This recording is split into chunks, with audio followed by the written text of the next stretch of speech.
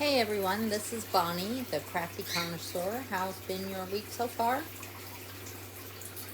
Mine has been good so far. I wanted to come on here and do a little short on a crafty tip for cross stitch. I know there has been some new cross stitchers and they were wondering how to use floss drops. I use these floss drops, and this is for my project tomorrow.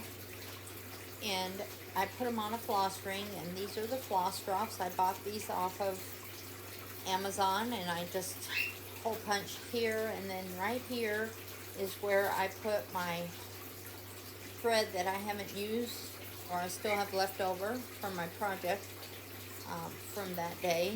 I put it on here so I can reuse it, and then I put the number on the back.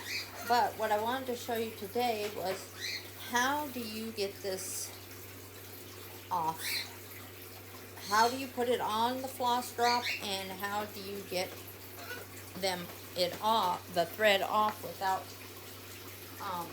get a needle here. How you get it off without having to untie it every time. So what I do is the side that, so I always have, let's see here, I always have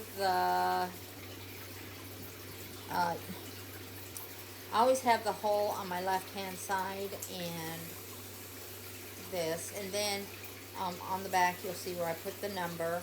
And I always, so you fold your thread in half, just like I have here, and then you cut it to the size you want. First of all, I think this is probably 24 inches, and then I fold it in half so it meets, and then I put it through the hole like it's going with the number facing me, and then you just stick the ends through this ring right here, and you pull it tight, and there you have it.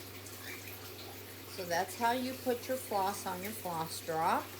And then you will take a couple of threads. I wouldn't get them from up here. You need to put them in the knot. And you just pull them off like that, and there you got it. And you pull off as many as you need. And then when you don't need them, or you're done with it for the day, then I do the same thing. I put it through this hole, through this little hole with the number facing me, and then I just put it through the loop again,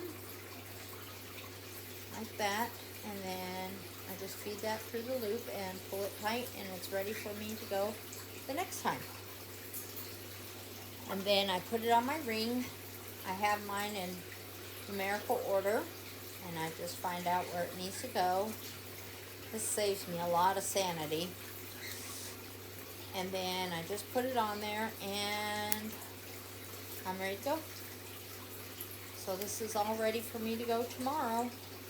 For me to stitch on what I need to stitch on tomorrow. I hope that helps. Thank you. Have a great rest of your week.